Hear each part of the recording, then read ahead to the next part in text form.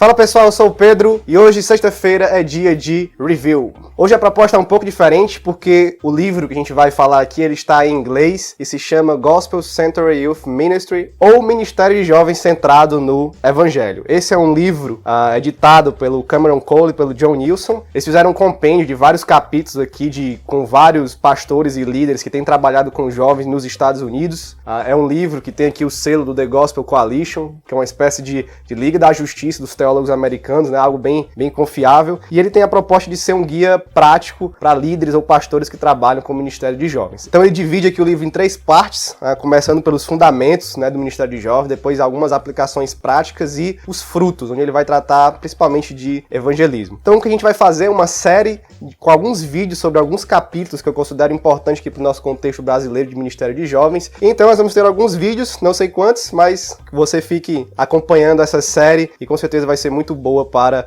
os Ministérios de Jovens brasileiros. Para começar, esse é um livro básico, a proposta dele é ser bem acessível. Se você já tem estudado sobre ministério, prática pastoral, de liderança, você vai ver que tem muita coisa aqui que não vai ser nova, mas por outro lado ele traz dicas práticas importantíssimas e que muitos ministérios de jovens, líderes, pastores ainda não têm acesso. Então esse é um livro que vale a pena você assistir essa série, ou se você sabe ler um pouco inglês, não precisa ser fluente para ler esse livro, a escrita dele é bem fácil também, você ter ele em PDF ou no Kindle para você poder ler e também acompanhar melhor todos os capítulos que estão aqui. Então fica aí que no vídeo de hoje eu vou resumir os 3 primeiros capítulos que são as fundações do Ministério de Jovens centrado no Evangelho.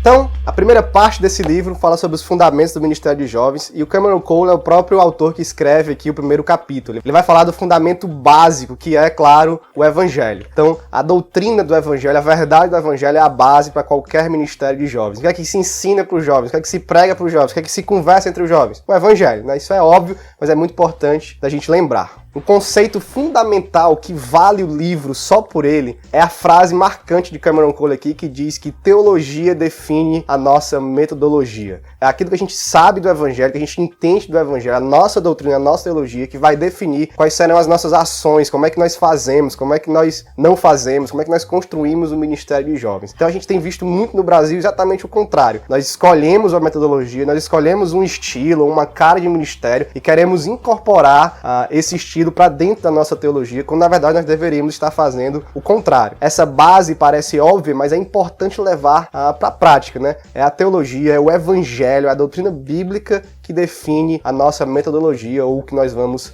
fazer. Ele trata, logicamente, da palavra de Deus como a fonte dessa teologia, a fonte da verdade, e aqui ele dá uma dica de 3 verdades principais que precisam ser ditas para os jovens. A primeira delas é a verdade sobre nós mesmos, né? Quem nós somos, tratar do nosso problema do pecado, né? O jovem ele é muito narcisista, nós tendemos a achar que somos super-homens ou algo do tipo, então tratar de quem nós somos é muito importante. O segundo ponto seria a visão de Deus, né? Quem Deus é, principalmente aqui em contraste com quem nós somos. Então o jovem, o adolescente, ele precisa de uma visão de Deus, do verdadeiro Deus, do Deus da Bíblia, não do Deus da metodologia que a gente escolhe ou tenta adequar a Deus aos nossos métodos, mas o nosso Deus, da nossa teologia bíblica extraída das Escrituras. E diante disso, da nossa situação, de quem nós somos, de quem Deus é, entra a mensagem do Evangelho, que é o terceiro ponto aqui que o Cameron Cole levanta. O jovem precisa entender o que Deus fez para nos salvar, qual é a nossa esperança. Então o Evangelho deve ser esse ponto que vai, digamos, unir nossa vida com a vida de Deus no Ministério de Jovens. Esse é o fundamento básico para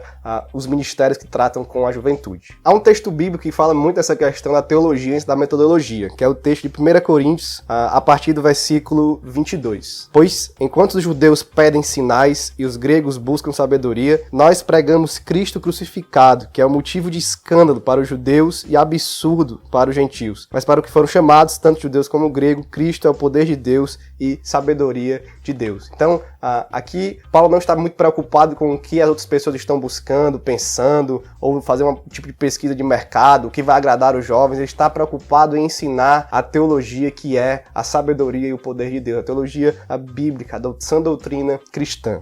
Então, essa é a base para o ministério de jovens saudável, centrado no Evangelho. O próprio Evangelho, uma doutrina, uma teologia bíblica saudável. O segundo capítulo vai tratar sobre discipulado, e aqui é outro ponto importante que nós esquecemos no ministério de jovens. E o autor começa com algumas frases básicas, mas que devem nos trazer de volta a essa prática de fazer discípulos. Ele vai dizer: a principal função de ministério de jovens na igreja local é fazer discípulos de Jesus Cristo. Então, quando você se pergunta para que serve o ministério de jovens, é a mesma coisa para que serve uma igreja. Para ir e fazer discípulos, como foi nos ensinado por Jesus na grande comissão. Ele define o discipulado, ou fazer discípulo, da seguinte forma: um discípulo é um aprendiz ao longo de toda a vida que está seguindo e crescendo no relacionamento com Jesus. Então, você que é líder de jovens, pastor de jovens, eu tenho se interessado pelo ministério de jovens, qual é a sua missão? É de ter jovens que estão amando e seguindo Jesus Cristo para sermos mais parecidos com Ele, né, para a glória de Deus. Essa, digamos, é a base prática do ministério de jovens, é o fundamento do para que serve o ministério de jovens. Há dois conceitos importantíssimos de discipulado que ele levanta aqui: direção, né, bons conselhos, verdade bíblica, o que fazer deve andar junto com afeição, com esse sentimento de amor fraternal que existe na igreja. O jovem precisa muito disso. O ambiente da juventude é um ambiente que deve ter afeições, né? Nós somos pessoas que se relacionam, devemos demonstrar isso para as outras.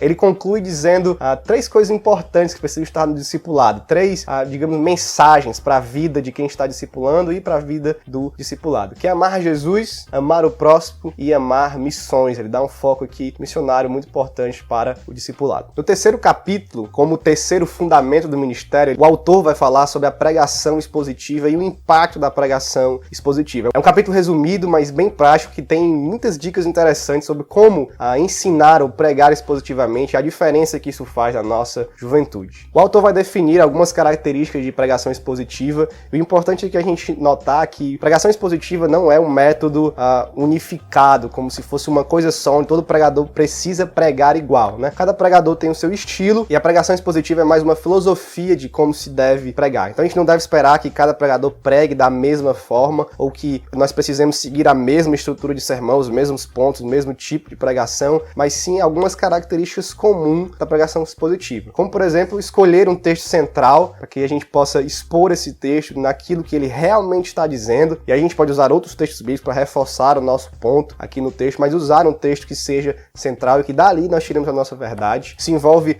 ler o texto, explicar o texto, seguindo as ideias do próprio texto, não a nossa, e também aplicar o texto, né? Fazer com que aquele texto ele salte da Bíblia, digamos assim, para as nossas vidas e naquilo que ele influenciaria. Muita gente acha que pregação expositiva não pode ter um tema, né? E isso é uma falha que a gente pode ter. Eu, particularmente no Ministério de Jovens, eu escolho temas, né, dou títulos à pregação ou aos cultos, e dentro desse tema há uma exposição do texto bíblico na filosofia da pregação expositiva. Então, a gente tem que ter cuidado de não uniformizar a pregação expositiva e excluir alguns tipos ou estilos de pregadores. Mas o que ele dá mais foco aqui é o resultado que a pregação expositiva causa nos jovens, e ele cita dois resultados. O primeiro deles é que o estudante vai estar mais familiarizado e acostumado a estudar a Bíblia. Ele vai conseguir, através da pregação expositiva, de como ele escuta, de como o pregador tem apresentado o texto, ele vai aprender automaticamente a estudar o texto sozinho em casa. Então, pregação expositiva é uma aula de estudo bíblico que você pode fazer sozinho na sua casa. O segundo resultado é que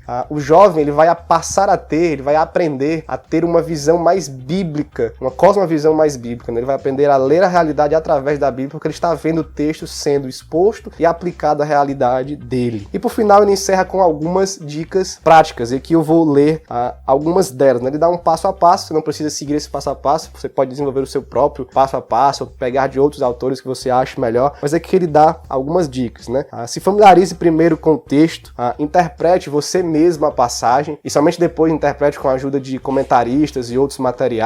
Tente identificar o evangelho na passagem, ou qual o link que você pode fazer com o evangelho na passagem, o link que você pode fazer com o pecado, principalmente aqueles que estão mais em volta na juventude, e ache a solução do evangelho para o problema do texto, né? E finalize com as suas aplicações e construa isso numa ordem em que as pessoas possam entender melhor, que o jovem possa entender melhor. Então, em resumo, esses seriam os pontos aqui de fundamentos mais importantes desse livro, né? O evangelho, o discipulado e a pregação expositiva. Se você tiver esses 3 elementos você já está num caminho muito saudável e bíblico para ter um ministério de jovens centrado no Evangelho. A gente vai continuar com essa série, falando sobre outros assuntos no próximo vídeo, e eu espero que você aplique essas verdades ao ministério de jovens e acompanhe a série com a gente. Então, se você gostou desse vídeo, o link está aqui debaixo da descrição para você acessar, comprar se você quiser, e também acesse o site do 2D Teologia, 2dteologia.com.br. Lá você tem mais informações, pode ver os outros vídeos, nos ajudar sendo nosso patrão e aquilo mais que você quiser conhecer do nosso canal. Então é isso, valeu, e eu espero vocês no nosso próximo review.